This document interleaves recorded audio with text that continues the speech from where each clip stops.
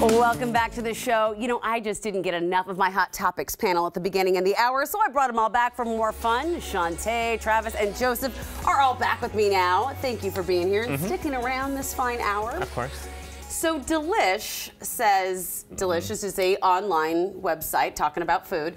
They say that tinned fish is on trend for 2023. Now, tinned fish, is that tuna in a can? It is tuna, and I have some mussels here. I found these in my pantry at home, and I just decided to bring them in as a prop. But, you know, there's like a tinned fish bar in Seattle that's cute jar bar down the street. I used to go there for happy hour before the pandemic. It's a tinned fish bar? Well, they have a lot of it there. It is very trendy, and I think people give tinned fish a bad rap, but it can be very nutritious. If you bust open a can of tuna fish, make a tuna fish salad, I mean, what's the harm? People don't like anchovies. They're tasty. I mean, I don't know. Travis? I'm totally into it, and I admit, Thank you. I will open the can and eat it out of the can standing over the sink. Okay, whoa. I'm not quite there, but... I mean, there's no judgment, Travis. I have 2 kids. Look, I don't know. You don't got I have no time to shame. I'd probably eat the sardine off the floor if it fell. Like, no shame There's a here. 10-second rule, so you probably could get away with it. But no, for me, no. I eat fish, but it's something about when it comes out of the can. Can't do it. Yep. Does it remind you of cat food? Is that why? It kind of makes me think of a cat, and I was thinking, when you open it, it kind of just smells like cat food. It has a smell. That's a true. little. That's true. Something about it. It's the smell that I can't get past. So it might actually be good, but I'm not going to try it. So I was actually pretty happy to find out we weren't trying it. Because typically we make you try the things we talk about, but I was not about to eat tinned fish either this morning. On air. Yeah. I do like tuna fish. Like I like making tuna fish out of a can.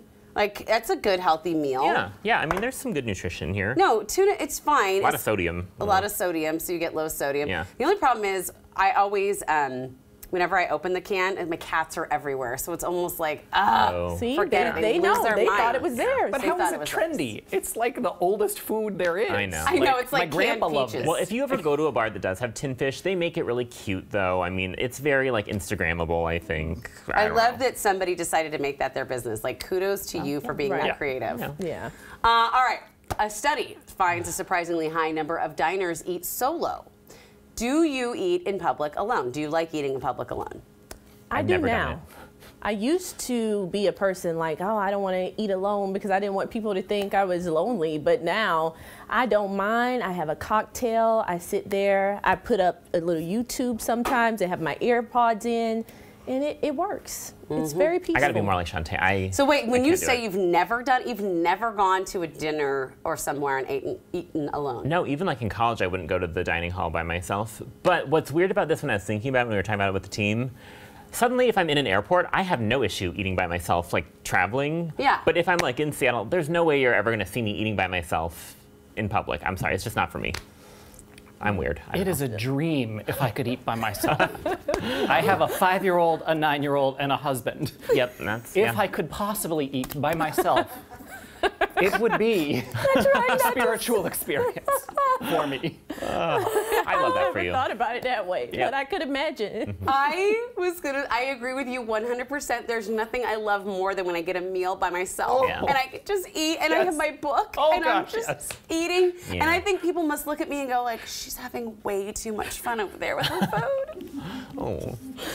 I didn't think of it in that way, but yeah, that makes sense. I see you, Amity. Yeah. I see. 100%. 100%. On the other side of that, a new topic that I love this topic. I'm so glad we're talking about this. So a Dutch supermarket. Jumbo. It's called Jumbo is the name of the chain. They've added slow checkout lanes for senior citizens who could use a chat.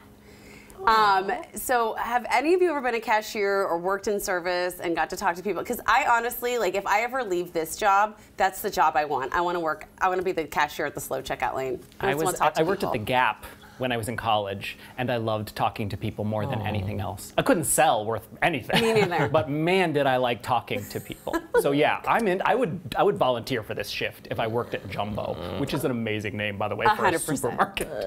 I love it. I just love the thought of the reason behind it, because they saw that a lot of elderly people were experiencing loneliness, and then they thought, yeah, this is a great idea. And then they had so many people that volunteered to actually want to be a part of it. So I would love to do something like that. When I worked in retail, I felt like I kind of became that person because people would just start talking so much, and then I'm like, okay, well, you know, the line is backing up, but we'll see what happens. I think I'm a little traumatized. I was a cashier at Costco, and they track everything you're doing, members per hour, items per minute that you scan. So Oh my I was gosh. like, oh my gosh, trying to like, get as much. Big brother. They would have fired me. When I think about that, Yeah, I would've been out. like, but you know, if your boss is telling you to be slow, then that's fine. But you know, I'm just thinking about like being an actual cashier in real life and how you're under pressure to get stuff done fast. Wow.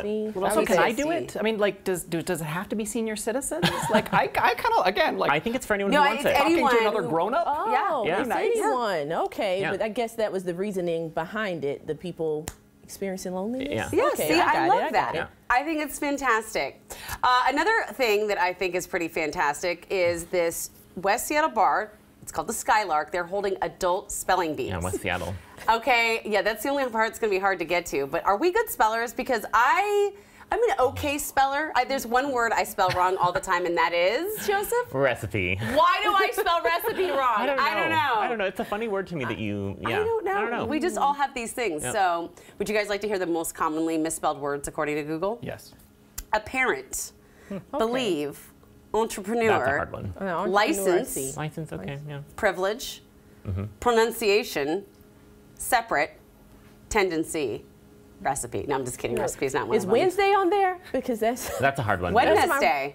that's my word that I always struggle with, Wednesday. And then sometimes I'm typing words out. You know, I make graphics a lot of times, and I see them up there, and I'm like, "Ooh, that doesn't look right." But you know, I go with it, and usually if it's wrong, I'll hear from someone. Somebody will tell you. Eventually, I'll know.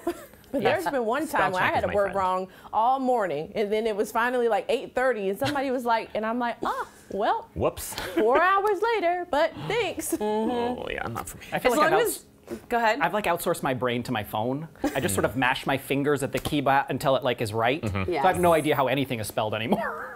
Such a good point. Spell check, it Yeah, helps. it's not for me. Would you, any of you do it? Would you do the spelling bee? I mean, if you want me on your team, you're probably not going to be a winner that day, but As long as they don't have a spell, like I think now actually, if you asked me to spell local cities and towns, I could nail it. But when I first moved here, if you asked me to spell Ponderay, like a Puyallup. forget Yeah, about it. Swim. Not my thing, yeah.